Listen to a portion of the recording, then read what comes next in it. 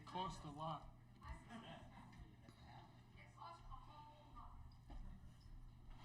Nice necklace.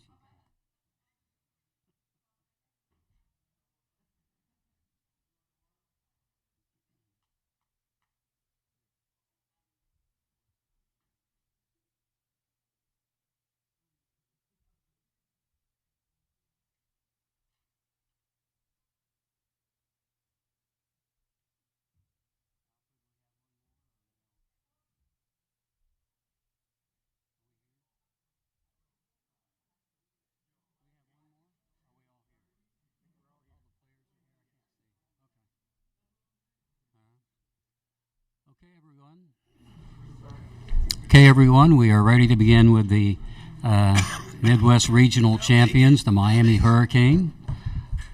Coach Jim Larranaga, and he brought everybody. His starting five: Isaiah Wong, Jordan Miller, Norchad Omier, Nijel Pack, and Wooga Poplar. Coach, you're going to the Final Four. Tell us all about it in your opening statement. Well, first of all, I was very, very impressed in our preparation to play the University of Texas. But when the game began, I was like blown away by how fast they were. Normally, we're the faster team when we take the court. Not the biggest, but we're normally the fastest. And I thought Texas showed that they're every bit as fast and maybe even a little faster than us athletically. I don't know if these guys agree with that or not. But I think what occurs is the excitement of the game. I think we got in a little bit of a hurry. We made some miscues on fast breaks that we normally finish, and we got to a situation where we couldn't really stop them. And so we trailed by 8 at the half. They pushed the lead up to 13, and we called a timeout, and I just said to them, look, we just need to calm down and play better. There's no big secret in this. We're very good, but we've got to play very good. And our defense dramatically improved, our rebounding improved, and then once we get stops, we really can score the ball. And so we went on a run offensively, defensively, and that completely turned the game around. And when it got to be 75-75, we've been in so many close games this year. I felt very, very comfortable and confident that these guys will pull us through. These guys are sensational players, each and every one of them. The game Jordan Miller had is ridiculous. 7 for 7 from there. How many points did he end up with? 30. 27. That's pretty good to score 27 points on 7 shots. And any threes? No, not even a three. So, but Isaiah was great. We call a play for him towards the end of the game, and he just scores. We called a play for Wooga Poplar at the end of the first half because we were in desperate need of a bucket. And he made a jump shot. He's absolutely sensational at that. And then Nijel was so good, like last weekend, this weekend, making shots, making plays, defending Tyrese Hunter, who is very, very hard to guard. And then Norchad, my coaches were saying don't take him out because he only has 1 foul. I don't know if you know, towards the end of the first half, I took him out because he has a tendency to foul. He's a very aggressive. What? He's a very aggressive player, and we love that aggressiveness, but I don't want him sitting on the bench in the second half.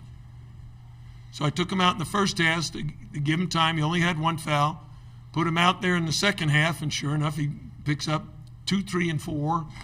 But he never fouled out, and he ends up only 9 rebounds, but we had 5 guys in double figures. All right? And that's really the balance we've shown all year long. And I love these guys.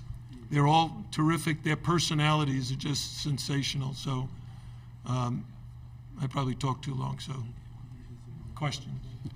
Okay, thank you, Coach. We'll go to questions in a second. We have a whole room full of folks. A reminder, please do not record on cell phone or any kind of camera, okay? That's prohibited. Well, Really? Still cameras are okay, to shoot. But questions now, the first one on our left. Coach David Smale, field level media. I know nobody's perfect. Jordan came pretty darn close to it. What makes him so special and able to do that? I've said it all season long. He's the most underrated player in the country because he's good at everything. In the summertime, he had a 7-to-1 assist-to-turnover ratio in practices. 7-to-1. That's ridiculous. That's better than any point guard I know. He can rebound. He defends all different sized guys. Today he was switching ball screens at the end and keeping the guy in front of him. Last week he guarded Indiana's center, Trace Jackson Davis, did a fantastic job on him. He can shoot the three. He's great at driving, straight line drive, dribble drives. He makes all of his free throws. He is a great, great player. Simple. Okay, you're on the right.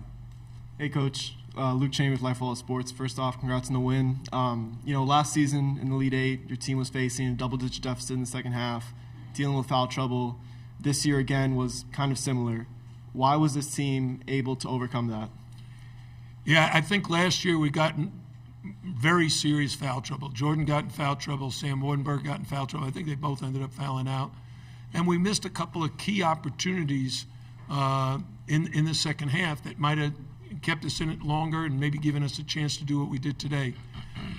So I told the guys at halftime, hey, this is very much like the Kansas game. We're behind. They came out and took control of the game, and that's what we need to do.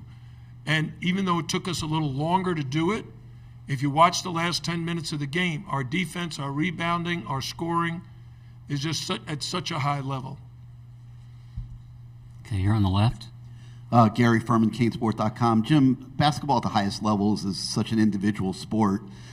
Your team's going to the Final Four by being a team and exemplifying that as much as any team you'll ever see. Talk a little bit about how that's developed over the course of the year and how important that was today when you were in quite a jam. Well, chemistry is hugely important. You want your players to really bond on the court, off the court. And I'll tell you, last summer when our two transfers, Nijel Pack and Norchad Omier, came into the gym, Nigel just bonded with Zay right away. Zay loved having them. They play great together. They both can really score the ball, and they just enjoyed it. Norchad his personality is just amazing. I mean, you can't help but fall in love with the guy. He smiles all the time. Is that better? Okay. We had a team dinner one night, and everybody had to say where they were from and everything. And so when it came Norchad's turn, and he said, "Well, how did you end up here?" And he said, "I come from Nicaragua, and I got to Mexico, and then I walked across the river, and everybody looked. Oh my God, this guy came into the country by." And then he just started laughing. And then everybody said, "Yeah, I'm just joking." So that's his personality. And then you look at a guy like, I said, Isaiah Wong is the ACC Player of the Year for a reason. And Wooga Poplar, his trajectory is so high right now, I can tell you. His defense on Rice was, I'd say, at the highest level I've seen in college basketball. Because Rice can really score. He's got a fantastic shot fake, and normally everybody jumps for it. Wooga wouldn't let him catch it. He fought over every screen. He blocked him out. He got some rebounds. Between Nigel, Wooga, and Zay, we got a tremendous backcourt. And then you look at our 4-5 position with Jordan, who's exceptional, and we got the best rebounder in the country in Norchad. So have I complimented you guys enough? Okay, good. Hey, Jim, just as a quick follow-up to that, when you're in a jam like you were today, how important is that chemistry that these guys have built? Yeah. When you're at a timeout, you need their attention. And the first thing that happens is I meet with my coaches to talk with them about, hey, what adjustments do we need to make? We're falling behind. So we have a circle that there's these stools that the players sit on, and there's one stool for me. So there's 5 stools for the players, the guys are in the game, and 1 stool for me.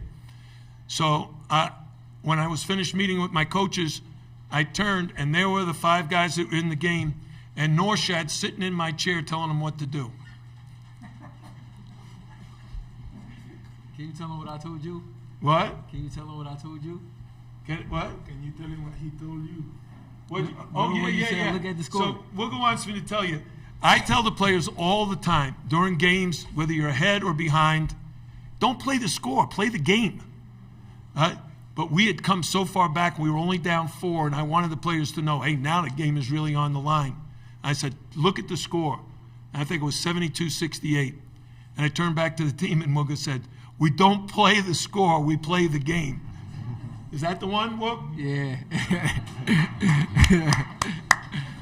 Who's up next? Okay, here on the right. Chris DeMond, Miami Hurricane. Coach, 17 years to the day, you led George Mason to the Final Four, and now you've done it with the Hurricanes. What did you feel back then? What do you feel right now? It's the same exhilaration, just the jubilant attitude, the effort, because you just love when your players accomplish a goal they set out before the season. And I'm a great believer in the 7 habits of highly effective people. The first habit is be proactive, plan ahead. So always talking to the guys about planning, visualizing, seeing yourself being successful. But habit 2 is, what's habit 2? No, habit 2 is begin with the end in mind. And what we said the first day of practice, we got to start visualizing right now what we want to accomplish and then be working toward that every single day. And that's what these guys have done. 4 minutes to go in this session here on the left. Blair Kirchhoff with the Kansas City Star, and this is for Jordan and Isaiah. You guys are down 8 at halftime, but shooting 64%. Did you guys know that? And as the second half unfolded, your shooting percentage actually went up, and the deficit increased as well. What is it about this team that allowed you to not get frustrated at that point? Jordan. First thing I'll say is our perseverance. None of us wanted to go home. Another big factor I would say is we know we're pretty good offensively, but what's going to decide a game for us comes down to how many stops we can get. And we, even though we shot that good of a percentage, they were scoring too. And we knew we couldn't just keep scoring back and forth because they had the lead, so we had to dig deep, find a way to get stops. I'll just say I'll thank the ACC for preparing us for these types of games. Just coming in, every game we played in the ACC, it's always a close game. It's always a shot to win, and I feel like coming into March, we've been in those types of situations, and we played good, and we wasn't afraid or scared in any situation, and we just stuck together and played together throughout the game. And I would just say thank you, appreciate for the ACC for the competition. I like that say. Yeah. Okay, second row on the aisle. What's going on? Congratulations, Coach, and the rest of the team. Donovan Campbell from WSVN, Miami and Fort Lauderdale. For you, Jordan, we spoke a couple times, and all you said that last year, the Elite Eight, you weren't satisfied, and you just did not want to have that feeling, and you wanted to make sure you will these guys, and you definitely did tonight. What was that like? Did you really want to put the team on your back, being the senior, and just ride out the way you did tonight? Here's what I'll say. That loss sat with me for a really, really long time. I had to put it in the past because it was a new season. But like I've said, having the opportunity to kind of right your wrongs almost and get past something that, stumped you previously is a great feeling. I wouldn't say I put the team on my back. Like, my teammates did a good job of getting me the ball, and everybody was in double figures. I think this was what I'm most proud of is the will and the togetherness of this team. I don't think we've been down that much at a halftime in a very long time. I can't remember. But, we just all bought into staying together, keeping that hope alive. And the way we just willed this one through, I think everybody played really well. And I think it really shows, like, the poise of this squad. Let's go to Zoom for our next question. James Hill, please unmute yourself. Speak slowly, identify your affiliation, and ask your question. James James Hill with ABC7 in Sarasota. Just talk about the U, and this is a major day in the U men's basketball history. You want to direct that to who again? To Coach and any of the guys who want to take it, please. Well, very, very simply, I tell the players all the time, it's about having a positive attitude, making a total commitment, and behaving in a first-class manner. So the university's attitude has been to provide all of its athletic department sports the needed resources. And our athletic director, Dan Radakovich, immediately came in, and he's got the basketball program going to have a new weight room and training room. We're building a new 7-story football facility. We're building a new dormitory. The University of Miami is one of the top 50 schools in the country, and we want to be sure everybody in the country knows that. And we have a great pep band. We've got great cheerleaders. Last week, I went through the lobby of the hotel, and our cheerleaders and dance team were all there studying. 2 of them are going to be doctors, one going to be a lawyer. I sat and talked with them because to be at the University of Miami is a very, very special place. It's like a resort. It's like you're not exactly on vacation because you're working hard, but the venues are just tremendous, and we're investing in ourselves and in our brand. And I love it. My wife loves it, and I'm going to go home and have a Smoothie King tomorrow. Isaiah, we'll let you respond for the group on that, if you like. I'll just say the Miami culture is just a great place to be at. Like, Miami is a nice weather out here. Like you said, the students are great, and it's just a great culture to be a part of and a great organization to be a part of. And it's just an honor to be one of the players on Miami and just going to the Elite Four. It's just Final Four. But, okay, but be quiet, Chad. Just let me talk, Chad. Let me talk. But it's just an honor to just being around these guys. It's just we all show appreciation. We all love each other, and we all just here sticking to each other. And it's just a great place to be at. Okay, we're out of time. We'll take one last question here on the aisle. Dennis Dodd, CBS Sports. Jordan, you were 6 years old when you. Go ahead. Oh, It's Michelle. okay. I've covered the team 26 years. I think I get to ask a question. Thank you. I wanted to ask Nigel and Jordan, if you could just say, at the moment that you knew you were going to win that game, what was your feeling to make the Final Four? I mean, that's something that every college basketball player wants. What were you feeling at that moment when you knew you were going to the Final Four?